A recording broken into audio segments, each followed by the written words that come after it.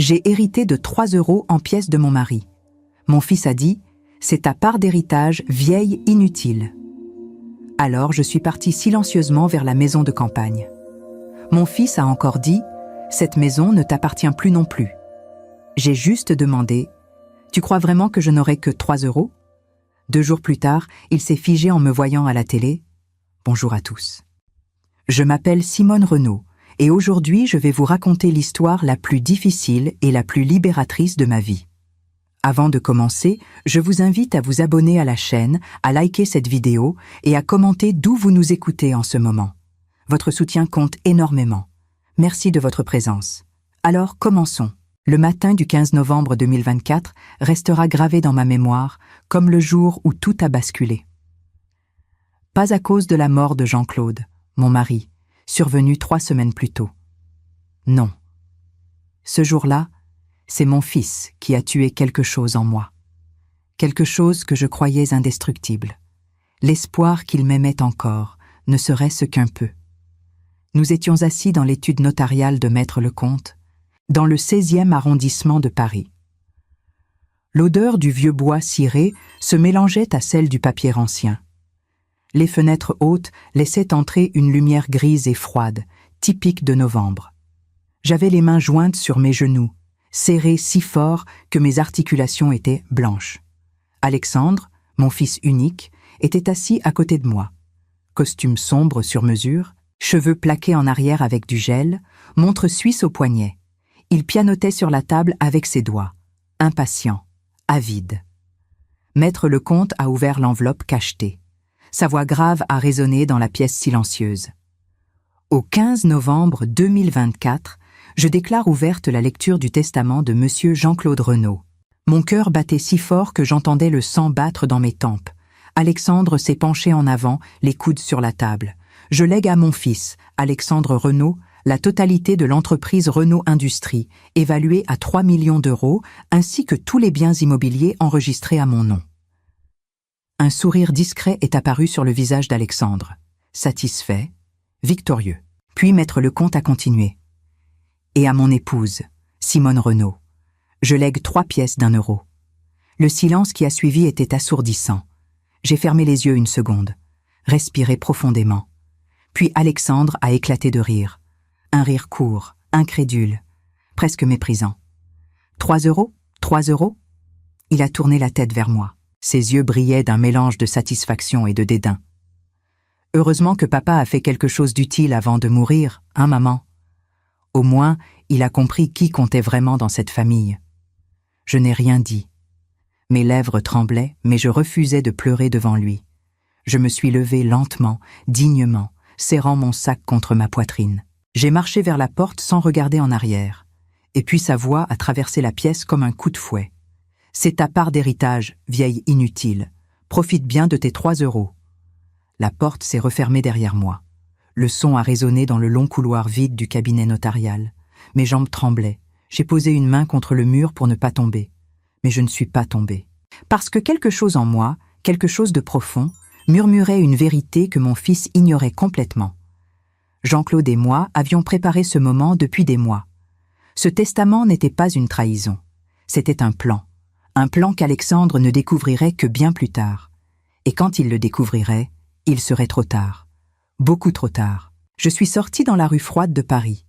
Le ciel était bas, chargé de nuages gris. Les passants marchaient vite, pressés, indifférents. J'ai hélé un taxi et je suis montée à l'arrière. « Gare de Lyon, s'il vous plaît. » Le chauffeur a hoché la tête et a démarré. Pendant tout le trajet, j'ai regardé défiler les rues de Paris par la fenêtre. Les boulevards élégants, les immeubles haussmanniens, les cafés animés. Cette ville que j'aimais tant. Cette ville où j'avais vécu 45 ans avec Jean-Claude. Où nous avions élevé Alexandre. Où nous avions bâti une entreprise, une vie, une famille. Et maintenant, cette famille venait de se briser. Pas à cause de la mort, mais à cause de la cupidité, de l'ingratitude, de la cruauté gratuite. Mon téléphone a vibré dans mon sac. Un message d'Alexandre. « Ne t'avise pas de contester le testament. Tu n'as aucune chance. » J'ai souri amèrement et j'ai éteint mon téléphone. Contester? Pourquoi contesterais-je quelque chose que Jean-Claude et moi avions orchestré ensemble? J'allais le laisser savourer sa victoire, pendant quelques jours, peut-être quelques semaines. Et puis, le moment venu, je lui montrerai ce que signifiait vraiment le mot « héritage ». 2 semaines se sont écoulées depuis la lecture du testament. 2 semaines durant lesquelles je n'ai pas répondu au message d'Alexandre. Pas par faiblesse, mais par stratégie. Je voulais qu'il croie qu'il avait gagné, qu'il savoure son triomphe, qu'il se sente invincible. J'avais pris le train pour la Provence, vers notre maison de campagne, celle que Jean-Claude et moi avions achetée il y a 20 ans, entourée de champs de lavande, avec vue sur les collines. Un refuge loin du bruit de Paris, loin de tout.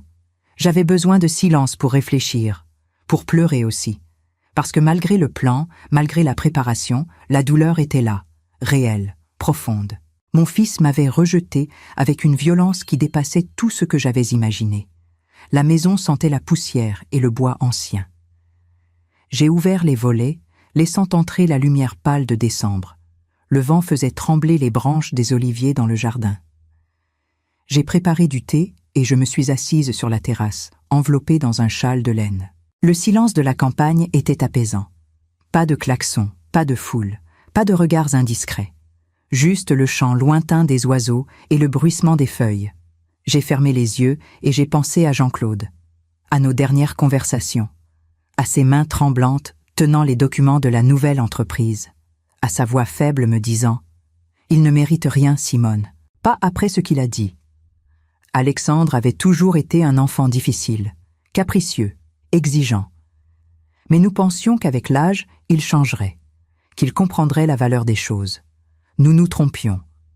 6 mois avant sa mort, Jean-Claude avait eu une violente dispute avec Alexandre. Notre fils était venu dîner à la maison. Après quelques verres de vin, il avait lâché, comme ça, sur un ton détaché. « Papa, tu ne crois pas qu'il serait temps de libérer l'héritage? Je veux dire, tu as quoi, 72 ans? Combien de temps encore ?» Jean-Claude était devenu livide. Moi aussi. Alexandre avait ri, comme si c'était une blague. Mais ce n'était pas une blague. C'était du mépris, de l'impatience, de la cruauté pure. Cette nuit-là, après le départ d'Alexandre, Jean-Claude était resté assis dans son fauteuil, silencieux, le regard vide. Puis, il m'avait regardé et avait dit simplement « On doit faire quelque chose, Simone. Je ne peux pas lui laisser tout. Pas comme ça. » Et c'est ce soir-là que nous avions commencé à échafauder le plan. Un bruit de moteur m'a tiré de mes pensées. Une voiture remontait l'allée de gravier. Mon cœur s'est serré. Je savais qui c'était avant même de voir le véhicule. La BMW grise d'Alexandre. Il est sorti de la voiture en claquant la portière. Son visage était rouge de colère. Il a traversé le jardin à grandes enjambées et s'est planté devant moi, les bras croisés. « Qu'est-ce que tu fais ici ?» Sa voix était sèche, cassante. J'ai posé ma tasse de thé sur la petite table en fer forgé et je l'ai regardé calmement. « Je prends quelques jours de repos. J'en ai besoin. » Il a ricané. « Cette maison ne t'appartient plus, maman. Elle est dans le testament. Elle est à moi. Tout est à moi maintenant. » Je me suis levée lentement. Mes jambes tremblaient un peu, mais je me suis tenue droite. J'ai fait quelques pas vers lui jusqu'à être face à face. Nos regards se sont croisés. Dans ses yeux, je voyais l'arrogance, la certitude absolue qu'il avait tout gagné. Et dans les miens, je ne sais pas ce qu'il voyait, mais j'espère qu'il y voyait ce qu'il allait bientôt découvrir. Qu'il ne savait rien. Rien du tout.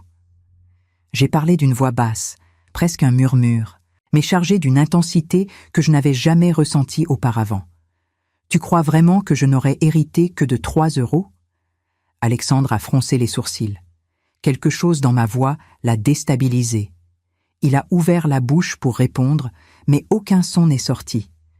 Il m'a regardé fixement, cherchant à comprendre. Pendant quelques secondes, j'ai vu l'incertitude traverser son visage, mais elle a vite disparu, remplacée par son habituelle arrogance. Qu'est-ce que ça peut faire? Le testament est clair. Papa t'a laissé 3 €. Point final. Il a fait un geste de la main, comme pour chasser une mouche. Maintenant, sors d'ici. Immédiatement. J'ai souri. Un sourire fin, presque imperceptible. Le genre de sourire qu'on garde pour soi quand on sait quelque chose que les autres ignorent. J'ai pris mon sac, mon châle, et je suis passé devant lui sans un mot de plus. Derrière moi, j'entendais sa respiration lourde, irritée. Un taxi m'attendait déjà en bas de l'allée. J'avais tout prévu. Je suis monté à l'arrière et j'ai dit au chauffeur « Garde Avignon, s'il vous plaît ». Pendant que la voiture s'éloignait, j'ai jeté un dernier regard vers la maison. Alexandre était resté planté devant la terrasse, les mains sur les hanches, me regardant partir. Il avait l'air perdu, confus, mais toujours convaincu qu'il avait gagné. Pauvre enfant. Il ne savait pas encore que le véritable jeu ne faisait que commencer. Le train filait à travers la campagne provençale, puis les paysages urbains ont commencé à apparaître. Je retournais à Paris, mais pas dans notre ancien appartement du 7e arrondissement. Non. J'avais réservé une suite au Meurice, en plein cœur de la capitale, avec vue sur la Tour Eiffel. Un hôtel somptueux, élégant, où personne ne me poserait de questions, où je pourrais réfléchir en paix et mettre en œuvre la suite du plan. En montant dans le taxi qui m'emmenait de la gare vers l'hôtel, j'ai regardé Paris défiler sous mes yeux. Les quais de Seine, les ponts illuminés, les façades magnifiques des immeubles haussmanniens. Cette ville avait été ma maison pendant presque 50 ans. Et maintenant, elle allait être le théâtre de ma renaissance. La chambre de l'hôtel était somptueuse. Moquette épaisse, rideaux de velours doré, lit immense recouvert de draps blancs immaculés. Mais ce qui m'a le plus frappé, c'était la vue. Depuis la grande fenêtre, je pouvais voir la tour Eiffel scintiller dans la nuit parisienne. J'ai posé ma valise et je me suis assise dans le fauteuil près de la fenêtre. J'ai respiré profondément. Pour la première fois depuis des semaines, je me sentais calme, déterminée, prête. J'ai ouvert ma mallette en cuir et j'ai étalé les documents sur la table basse. Contrat, rapport financier, certificat d'action, tout ce que Jean-Claude et moi avions préparé en secret. Tout ce qu'Alexandre ignorait complètement. Mon téléphone a vibré. Un message de Maître Bonnet, mon avocat personnel. « Madame Renaud, tout est prêt. Nous pouvons procéder dès demain matin. » J'ai souri et j'ai répondu « Parfait, faites-le. » Puis j'ai composé son numéro. Il a décroché immédiatement. « Bonsoir, Madame Renaud. »« Bonsoir, maître. Je veux que vous achetiez les actions restantes de Renault Industrie. Je veux le contrôle total d'ici vendredi. » Il y a eu un silence bref. Puis il a répondu, professionnel comme toujours. « Compris. Je m'en occupe personnellement. Votre fils ne saura rien avant que tout soit finalisé. » « Exactement. »« Et concernant l'annonce publique, vous voulez toujours procéder comme prévu ? » ?»« Oui, dans 2 semaines, pas avant. Je veux qu'il se sente en sécurité d'abord. »« Très bien, madame, je vous tiendrai informé. » J'ai raccroché et je me suis laissé aller contre le dossier du fauteuil.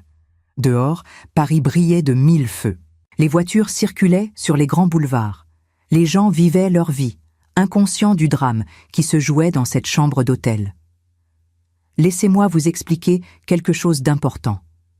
6 mois avant sa mort, Jean-Claude et moi avions créé une nouvelle entreprise, Simone Innovation SAS. Une société discrète enregistrée sous mon nom, spécialisée dans la recherche et le développement technologique. Nous avions transféré une partie importante de nos actifs personnels dans cette entreprise. Puis, progressivement, nous avions commencé à acheter des actions de Renault Industries. Pas toutes, juste assez pour en devenir actionnaire majoritaire sans éveiller les soupçons. Alexandre pensait que l'entreprise familiale lui appartenait désormais. Mais en réalité, ma société possédait 52% des parts.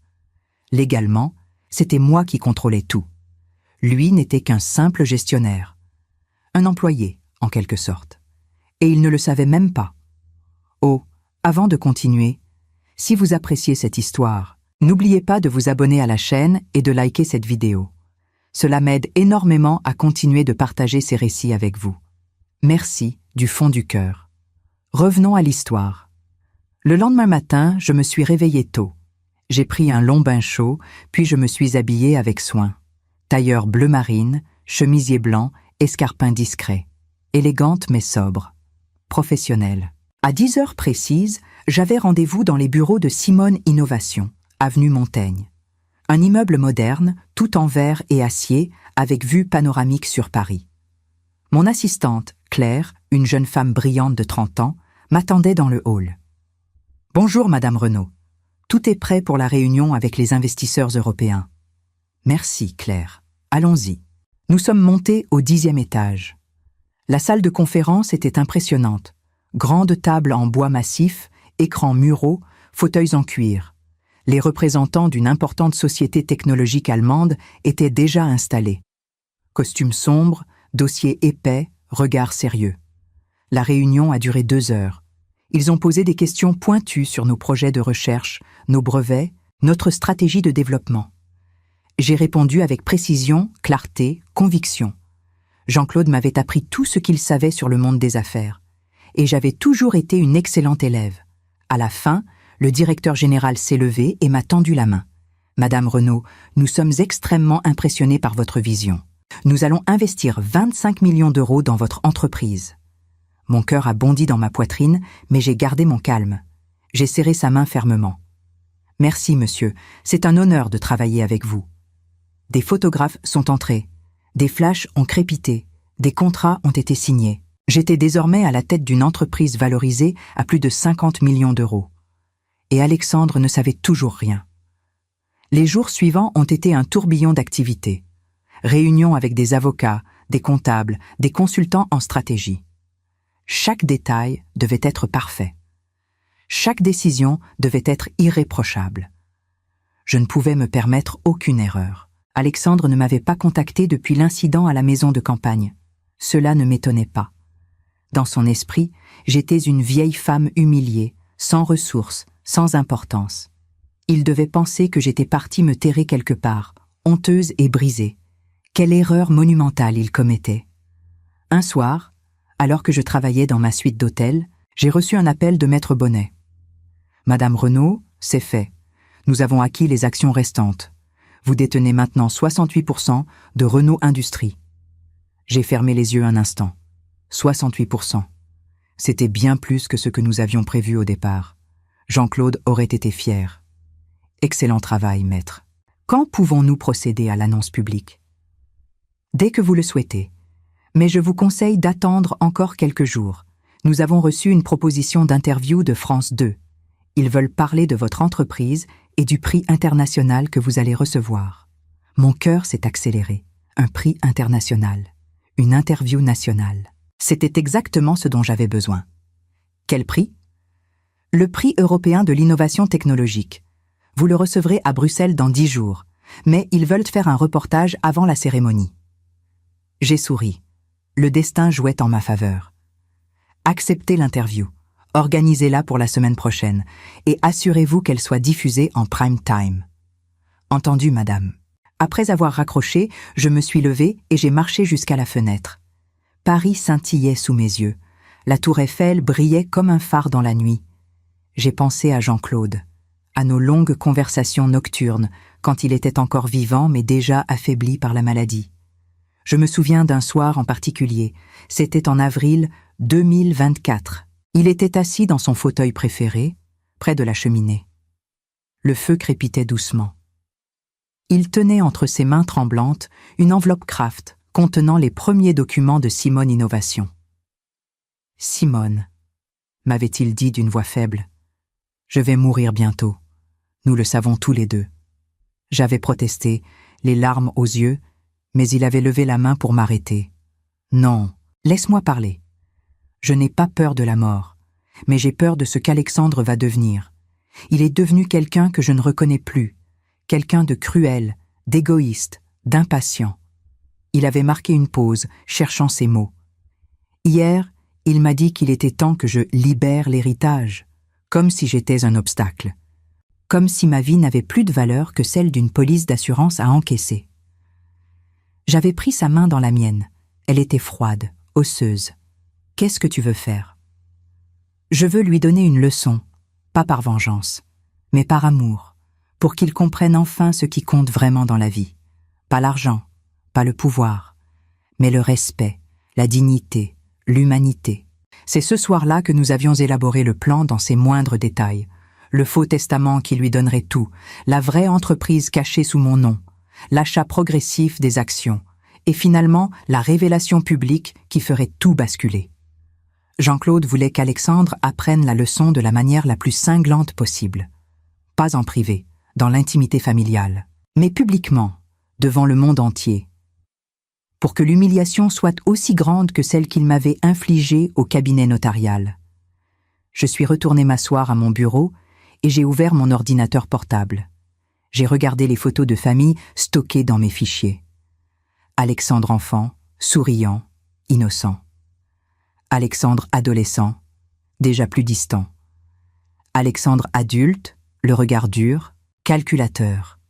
Où était passé mon petit garçon, celui qui me disait qu'il m'aimait, celui qui me dessinait des cartes pour la fête des mères, celui qui pleurait dans mes bras quand il avait peur de l'orage?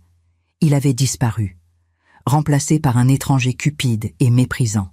Et c'était cet étranger qui allait bientôt découvrir la vérité. Le lendemain, j'ai reçu un coup de fil inattendu. Un numéro que je ne connaissais pas. J'ai hésité avant de décrocher. « Allô? Maman ?» C'était Alexandre. Sa voix était différente, moins assurée, presque hésitante. « Oui? Je voulais savoir comment tu allais. » J'ai failli rire. Après m'avoir humilié, chassé, insulté, il voulait savoir comment j'allais? Je vais très bien, merci. Tu es où? À Paris. Tu vis où? Dans un hôtel. Silence. Puis, tu as besoin d'argent? Je peux te virer quelque chose si tu veux. Mon sang s'est glacé. Il pensait vraiment que j'avais besoin de sa charité, de son argent, que j'étais devenue une mendiante dépendante de sa générosité. Non merci, Alexandre, je n'ai besoin de rien. Mais, avec 3 €, comment tu fais pour vivre? J'ai souri. Un sourire amer, douloureux. Ne t'inquiète pas pour moi, je me débrouille très bien. Écoute, maman, je sais que tu es fâchée, mais papa a fait ses choix et... Alexandre, l'ai-je interrompu d'une voix froide. Je ne suis pas fâchée, je suis juste. Déçue, profondément déçue. Déçue?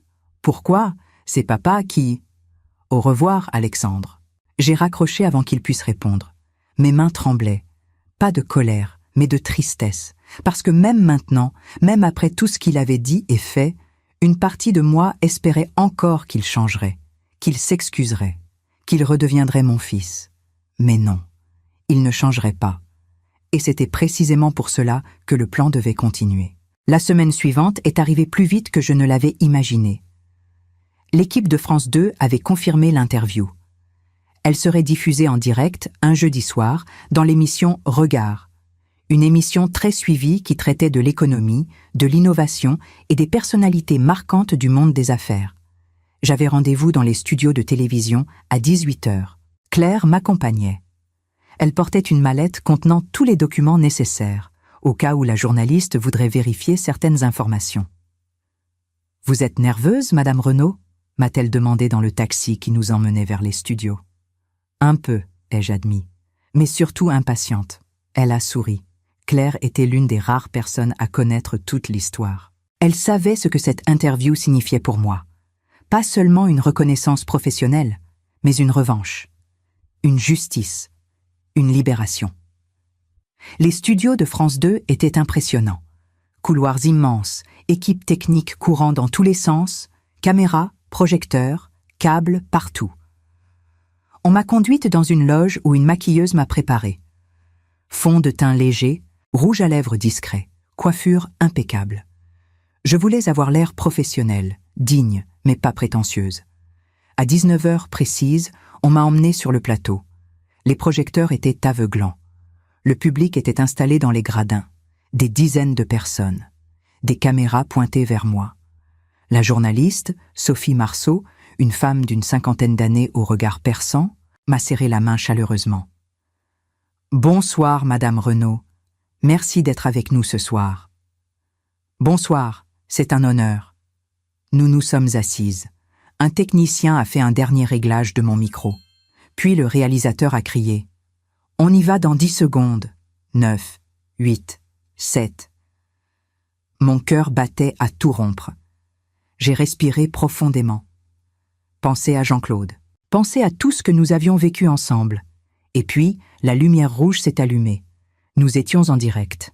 « Bonsoir à tous », a commencé Sophie. « Ce soir, nous recevons une femme exceptionnelle, Madame Simone Renaud, fondatrice et directrice générale de Simone Innovation SAS, une entreprise française qui vient de recevoir le prix européen de l'innovation technologique. Madame Renaud, bonsoir. Bonsoir Sophie. Alors, dites-nous, comment vous sentez-vous après cette reconnaissance internationale? J'ai souri, un sourire sincère, lumineux. Je me sens fière, mais surtout soulagée, parce que ce prix ne récompense pas seulement mon travail. Il récompense une vision. Une vision que mon défunt mari et moi avons partagée pendant de nombreuses années. Parlez-nous de cette vision. Nous croyons profondément que l'avenir de notre société dépend de l'innovation technologique et de la recherche scientifique. Nous voulions créer une entreprise qui investirait massivement dans ces domaines. Pas pour le profit immédiat, mais pour le bien commun, pour l'avenir de nos enfants et petits-enfants. Sophie a hoché la tête, impressionnée. Votre entreprise a récemment reçu un investissement de 25 millions d'euros d'un groupe allemand. C'est énorme. Qu'allez-vous faire de cet argent? Nous allons intensifier nos recherches dans plusieurs domaines clés. L'intelligence artificielle éthique, les énergies renouvelables, la médecine de précision. Notre objectif est de générer des innovations qui changeront concrètement la vie des gens. Et financièrement? Quelles sont vos prévisions? C'est là que j'ai marqué une pause. J'ai regardé directement la caméra. Quelque part, je savais qu'Alexandre regardait. Je le sentais. Nos projections indiquent que d'ici 2 ans, notre entreprise générera des profits annuels dans la fourchette des 100 millions d'euros. Et ce n'est que le début. Un murmure a parcouru le public.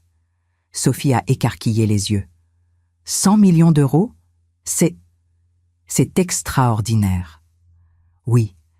Mais vous savez, Sophie, il y a des gens qui croient que la vie se résume à hériter de quelques pièces de monnaie, qui pensent que recevoir sans travailler est une victoire.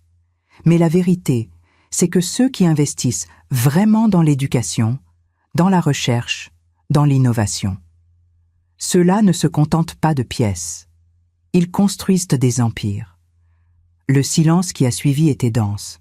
Sophie m'a regardé intensément, comme si elle sentait qu'il y avait une histoire plus profonde derrière mes mots. C'est une philosophie puissante. Et d'ailleurs, j'ai cru comprendre que vous étiez également actionnaire majoritaire d'une autre entreprise, Renaud Industries. Mon cœur a fait un bond. Elle savait. Bien sûr qu'elle savait. C'était une journaliste professionnelle. Elle avait fait ses recherches. J'ai souri calmement. Oui, c'est exact. Renaud Industries appartenait à mon défunt mari. Aujourd'hui, par le biais de Simone Innovation, je possède 68% des parts de cette entreprise. Donc, techniquement, vous êtes la propriétaire? Techniquement et légalement, oui. Et votre fils, Alexandre Renaud, il ne dirige pas l'entreprise? J'ai pris une inspiration profonde. C'était le moment que j'avais attendu pendant des semaines. Mon fils travaille dans l'entreprise, oui, mais il n'en est pas le propriétaire. Il pensait l'être, suite au testament de son père. Mais la réalité est un peu plus complexe. Sophie s'est penchée en avant, captivée. Pouvez-vous nous en dire plus? Mon mari et moi avions créé Simone Innovation bien avant sa mort. Nous avions transféré nos actifs les plus importants dans cette société. Puis nous avons progressivement acheté les actions de Renaud Industries. Le testament laissait l'entreprise à mon fils, certes. Mais ce qu'il ignorait, c'est que l'entreprise elle-même appartenait déjà majoritairement à ma société. Le public était suspendu à mes lèvres. Sophie aussi. Pourquoi avoir fait cela? J'ai hésité, puis j'ai décidé de dire la vérité, pas toute la vérité. Mais assez pour que le message soit clair. Parce que nous voulions nous assurer que l'héritage familial serait utilisé à bon escient. Nous voulions protéger l'entreprise, et aussi enseigner une leçon importante sur la valeur du travail, du respect et de l'humilité. L'interview s'est poursuivie pendant encore 20 minutes. Sophie m'a posé des questions sur mes projets futurs, sur ma vision de l'entrepreneuriat féminin, sur les défis que j'avais rencontrés. J'ai répondu avec assurance, clarté, passion. Chaque mot que je prononçais était sincère. Mais dans un coin de mon esprit, Je pensais constamment à Alexandre. Était-il devant sa télévision en ce moment même? Voyait-il son monde s'effondrer en direct? Comprenait-il enfin l'ampleur de son erreur? Quand l'émission s'est terminée, Sophie m'a serré chaleureusement dans ses bras. « Madame Renaud, vous êtes une femme extraordinaire. Merci pour cette interview. Je suis sûre qu'elle va faire beaucoup parler. » Merci à vous, Sophie. En sortant du plateau, j'ai allumé mon téléphone. Il a immédiatement explosé de notifications. Des messages, des appels manqués, des emails. La plupart venaient de journalistes, d'entrepreneurs, de personnalités du monde des affaires qui voulaient me féliciter ou me rencontrer. Mais il y avait aussi 15 appels manqués d'Alexandre. 15. J'ai regardé Claire. Elle a compris sans que j'aie besoin de parler. « Il a vu l'émission ?» a-t-elle dit doucement. « Oui, il a vu. » Mon téléphone a vibré à nouveau. Alexandre. J'ai fixé l'écran pendant plusieurs secondes. Puis j'ai décroché. « Allô ? Maman !» Sa voix était paniquée, désespérée, tremblante. « Maman, qu'est-ce que c'était que ça? À la télé? C'est vrai?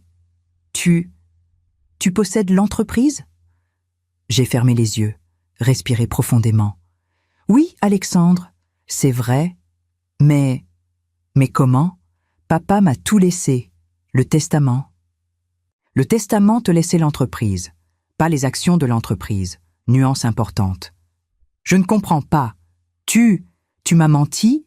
Vous m'avez menti tous les deux ?» Ma voix est devenue glaciale. « Non, Alexandre, nous ne t'avons pas menti.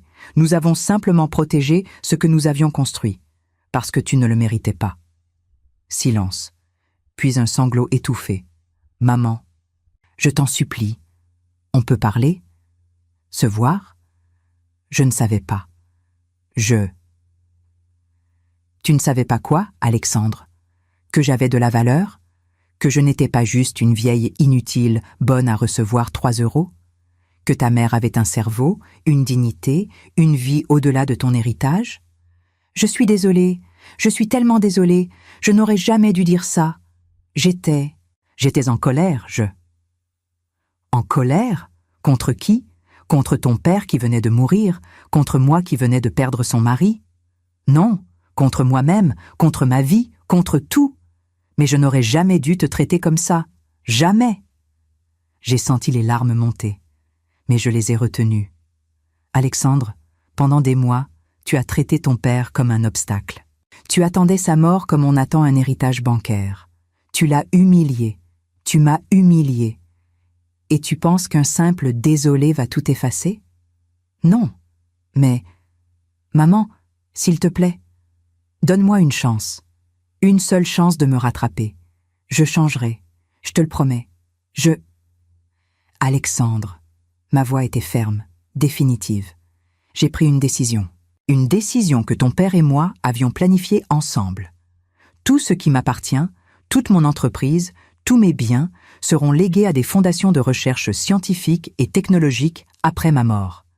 Tu ne recevras rien. Pas un centime. Pas une action. Rien. Le silence qui a suivi était assourdissant. Puis, j'ai entendu un bruit étouffé, comme si Alexandre laissait tomber son téléphone. Puis, des sanglots, profonds, déchirants. « Maman, non, s'il te plaît, je suis ton fils. » Tu étais mon fils, mais tu as choisi de devenir un étranger cruel et cupide. Et maintenant, tu vas vivre avec les conséquences de tes choix. Maman. J'ai raccroché. Mes mains tremblaient, des larmes coulaient sur mes joues. Claire s'est approchée et m'a pris dans ses bras. « Vous avez fait ce qu'il fallait, Madame Renaud. Vous avez été forte, courageuse. » Je ne me sens ni forte ni courageuse, Claire. Je me sens vide. C'est normal, mais avec le temps, vous vous sentirez libérée. Vous verrez. Nous sommes retournés à l'hôtel en taxi. Paris défilait sous mes yeux, mais je ne voyais rien. J'étais perdue dans mes pensées, dans mes souvenirs, dans ma douleur. Une fois dans ma chambre, je me suis effondrée sur le lit. J'ai pleuré, longtemps, pas seulement pour Alexandre, mais pour tout. Pour Jean-Claude que j'avais perdu, pour la famille que je n'avais plus, pour les années gâchées, pour l'amour trahi. Mon téléphone a vibré encore et encore. Message d'Alexandre. Supplication. Excuse. Promesse. Je n'ai répondu à aucun. Le lendemain matin, je me suis réveillée avec les yeux gonflés, mais l'esprit plus clair. J'avais pris ma douche, bu mon café, regardé les informations. L'interview faisait la une de plusieurs journaux. Simone Renaud, la femme qui a repris le contrôle. De 3 € à 100 millions, le comeback d'une veuve. Quand l'héritier découvre qu'il n'hérite de rien, les réseaux sociaux bruissaient de commentaires. La plupart étaient positifs. Les gens admiraient mon courage, ma détermination, ma résilience. Certains critiquaient ma dureté envers mon fils. Mais je m'en fichais. Ce n'était pas pour eux que j'avais fait tout cela. C'était pour moi, pour Jean-Claude, pour notre dignité. Maître Bonnet m'a appelé en milieu de matinée. « Madame Renaud, félicitations pour l'interview. Elle a fait beaucoup de bruit. Très positif pour votre entreprise. » « Merci, maître. J'ai également reçu un appel de votre fils ce matin. Il veut contester la propriété des actions. Il menace d'engager des poursuites judiciaires. » J'ai souri amèrement. Qu'il essaie. Tous les documents sont en règle. Tous les transferts ont été effectués légalement, des mois avant la mort de Jean-Claude. Il n'a aucune chance. C'est exactement ce que je lui ai dit. Il a raccroché furieux. Bien. Une dernière chose, madame. Vous avez reçu plusieurs offres d'achat pour votre entreprise, des sommes très importantes. Voulez-vous que j'examine ces propositions? Pas pour l'instant. Je veux d'abord la faire grandir, la développer, accomplir ce que Jean-Claude et moi avions rêvé. Très bien, je reste à votre disposition. Après avoir raccroché, je suis allé à la fenêtre. Paris s'étendait devant moi. Les semaines qui ont suivi l'interview ont été intenses. Mon entreprise a reçu une attention médiatique considérable. Des propositions de partenariat affluaient de partout. Des universités voulaient collaborer avec nous. Des investisseurs internationaux frappaient à notre porte. J'étais invité à des conférences à Londres, à Berlin, à Bruxelles. Ma vie était devenue un tourbillon d'activités professionnelles. Et franchement, cela me convenait parfaitement. Cela m'empêchait de trop penser, de trop ressentir, de trop regretter. Alexandre continuait de m'appeler. Moins souvent qu'au début, mais régulièrement. Je ne répondais jamais. Parfois, il laissait des messages vocaux, des messages pathétiques, désespérés, où il suppliait, pleurait, promettait de changer. Une fois, il est même venu à l'hôtel. La réception m'a appelé pour me prévenir. « Madame Renaud, votre fils est dans le hall. Il demande à vous voir. Dites-lui que je ne suis pas disponible. Il dit qu'il attendra le temps qu'il faudra. Alors appelez la sécurité. » J'ai entendu Claire retenir son souffle à côté de moi. Elle me regardait avec une expression mêlée de compassion et d'admiration. « Vous êtes sûre, madame ?» m'a-t-elle demandé doucement. « Oui, je suis sûre. » Alexandre a finalement quitté l'hôtel après 2 heures d'attente. Il a laissé une lettre à la réception. Une longue lettre manuscrite, plusieurs pages, où il s'excusait, expliquait, implorait mon pardon. Je l'ai lue une seule fois. Puis, je l'ai déchirée et jetée à la poubelle. Parce que les mots, aussi beaux soient-ils, ne pouvaient pas effacer ce qu'il avait fait, ce qu'il avait dit, ce qu'il était devenu. En février 2025, j'ai reçu une invitation pour prononcer un discours lors d'un grand sommet européen de l'innovation à Genève. C'était un honneur immense. Des centaines de dirigeants, de chercheurs, de politiciens allaient être présents. J'ai accepté immédiatement. Le jour du sommet, je me suis levée avant l'aube. J'avais passé des semaines à préparer mon discours. Je voulais qu'il soit parfait, pas pour impressionner, mais pour transmettre un message sur la résilience, sur la dignité, sur la capacité de se réinventer à n'importe quel âge. La salle de conférence était gigantesque, des milliers de personnes, des écrans géants, des caméras partout. Quand mon tour est venu de monter sur scène, j'ai senti mon cœur battre très fort. Mais ce n'était pas de la peur, c'était de l'excitation, de la fierté, de la puissance. « Mesdames et messieurs, bonjour », ai-je commencé, ma voix résonnant dans toute la salle. « Je m'appelle Simone Renaud et je vais vous raconter une histoire. L'histoire d'une femme de 68 ans qui a tout perdu et qui a tout reconstruit. » Le silence était total. Tous les regards étaient fixés sur moi. Il y a quelques mois, mon mari est décédé, l'homme avec qui j'avais partagé 45 ans de ma vie, mon partenaire, mon ami, mon complice. Sa mort m'a brisé. Mais ce qui m'a brisé encore plus, c'est la réaction de mon fils. J'ai marqué une pause, respiré profondément. Lors de la lecture du testament, il a découvert qu'il héritait de millions, et moi, de 3 petites pièces d'1 euro. Il s'est moqué de moi. Il m'a appelé une vieille inutile. Il m'a chassé de ma propre maison. Des murmures ont parcouru l'assemblée. Mais ce qu'il ne savait pas, c'est que mon mari et moi avions tout préparé. Nous avions créé une entreprise en secret, transféré nos actifs, acheté des actions. Et aujourd'hui, cette entreprise vaut des dizaines de millions d'euros. Et elle m'appartient entièrement. Des applaudissements ont éclaté. J'ai levé la main pour les faire taire. Je ne vous raconte pas cette histoire pour me vanter, ni pour humilier mon fils publiquement. Je vous la raconte parce qu'elle illustre quelque chose d'important. Nous ne sommes jamais trop vieux, jamais trop brisés, jamais trop perdus pour nous relever, pour nous réinventer, pour reprendre le contrôle de nos vies. Les applaudissements ont repris, plus fort cette fois. Des gens se sont levés. Standing ovation. J'ai continué mon discours pendant 20 minutes, parlant de l'importance de l'innovation, de l'éducation, de l'investissement dans la recherche. Quand je suis descendue de scène, des dizaines de personnes m'attendaient pour me féliciter, me serrer la main, me demander des conseils. Je me sentais vivante, vraiment vivante, pour la première fois depuis la mort de Jean-Claude. Le soir même, dans ma chambre d'hôtel à Genève, j'ai regardé les informations. Mon discours faisait la une. Simone Renaud, symbole de la résilience féminine. À 68 ans, elle prouve qu'il n'est jamais trop tard. De victime à victorieuse, le parcours inspirant d'une veuve française. Mon téléphone a sonné, un numéro inconnu. J'ai hésité, puis décroché. Allô ? Madame Renaud, c'est Maître Lecomte, le notaire qui a lu le testament de votre mari. Mon corps s'est raidi. Oui, je me souviens de vous. Je voulais vous présenter mes excuses. Ce jour-là, quand votre fils vous a insulté dans mon cabinet, j'aurais dû intervenir. J'aurais dû le faire taire. Mais je suis resté silencieux. Et j'en ai honte. J'ai été surprise, touchée aussi. Ce n'était pas votre responsabilité, maître. Si, c'était ma responsabilité humaine, et je voulais aussi vous dire quelque chose d'autre. Votre mari était un homme exceptionnel. Quelques jours avant sa mort, il est venu me voir. Il m'a expliqué tout le plan. Il m'a demandé de jouer mon rôle dans cette mise en scène. Et il m'a dit « Ma femme est la personne la plus forte que je connaisse. Elle va transformer cette épreuve en victoire. » Les larmes ont commencé à couler sur mes joues. Il avait raison, madame. Il avait tellement raison. Vous êtes extraordinaire. Merci, maître Lecomte. Merci infiniment.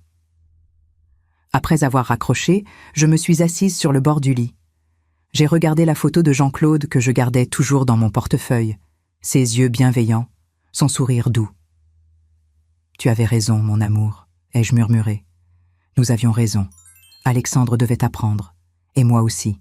J'ai appris que je pouvais survivre sans toi, que je pouvais même prospérer. Mais tu me manques, terriblement. » Mars 2025, 4 mois après l'interview qui avait tout changé. Je me trouvais dans mon bureau de l'avenue Montaigne, entouré de dossiers, de rapports, de projets futurs. Simone Innovation continuait de croître à un rythme impressionnant. Nous avions signé des contrats avec 3 universités européennes, lancé 2 nouveaux programmes de recherche, et notre valorisation avait doublé. Mais ce matin-là, j'avais un rendez-vous particulier. Un rendez-vous que j'avais longuement réfléchi avant d'accepter. Maître Bonnet est entré dans mon bureau, l'air grave.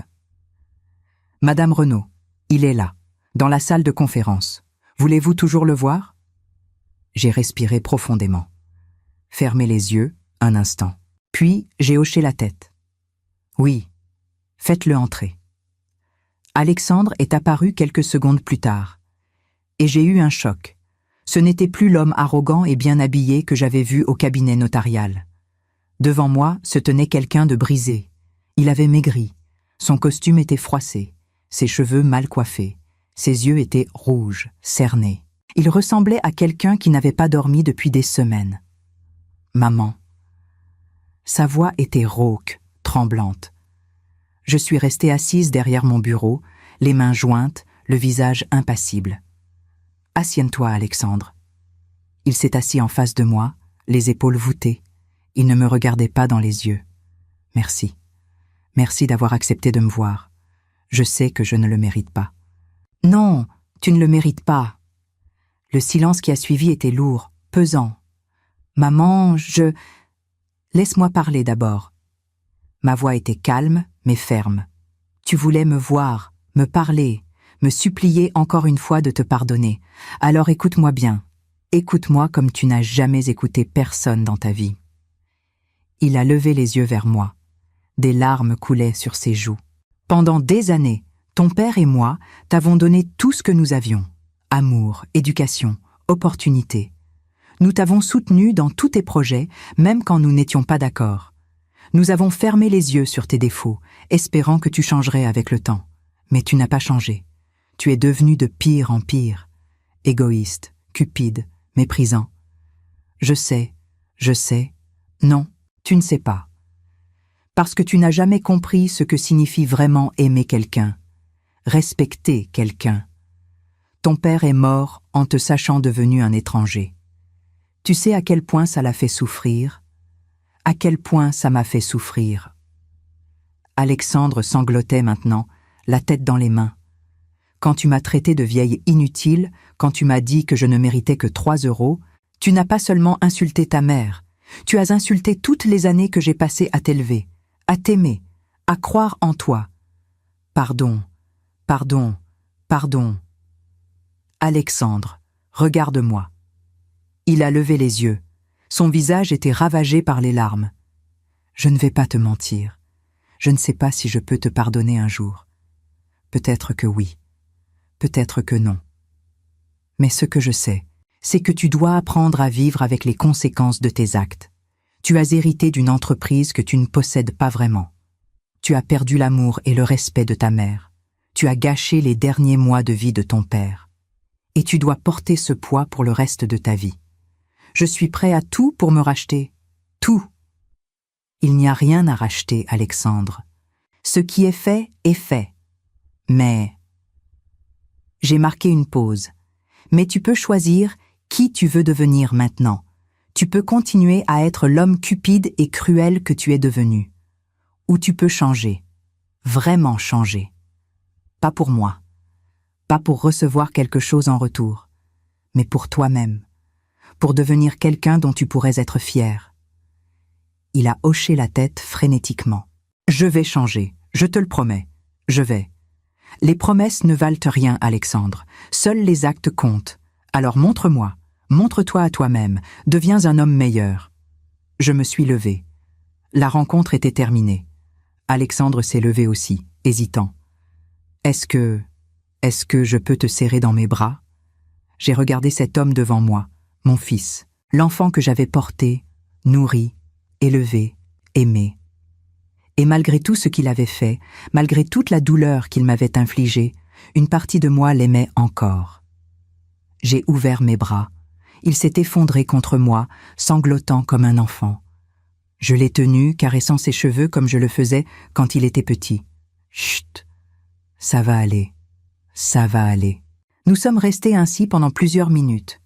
Puis je l'ai doucement écarté. Va maintenant, et souviens-toi de ce que je t'ai dit. Deviens meilleur.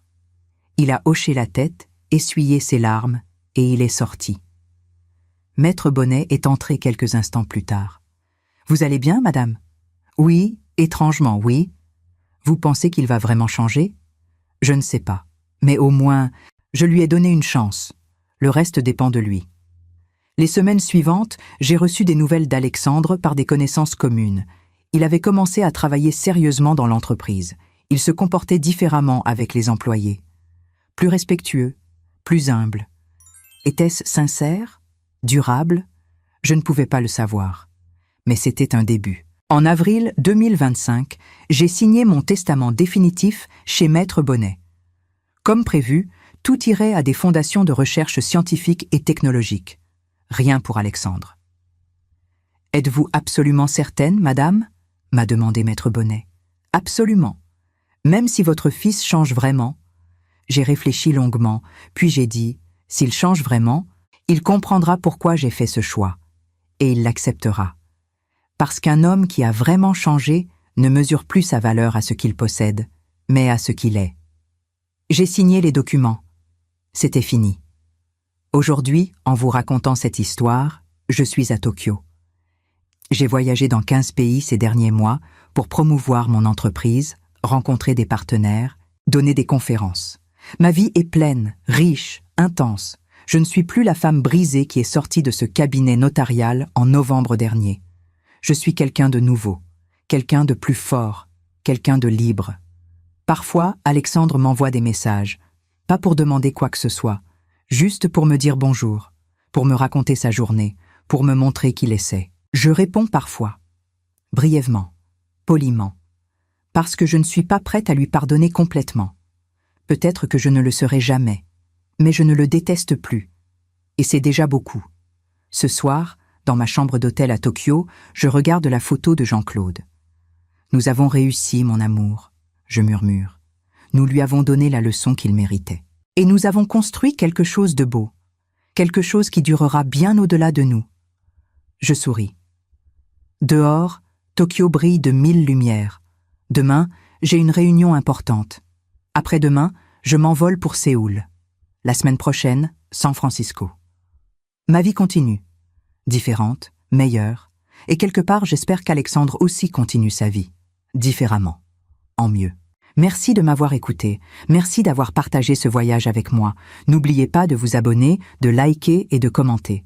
Votre soutien compte énormément. Prenez soin de vous. Et souvenez-vous, il n'est jamais trop tard pour se réinventer.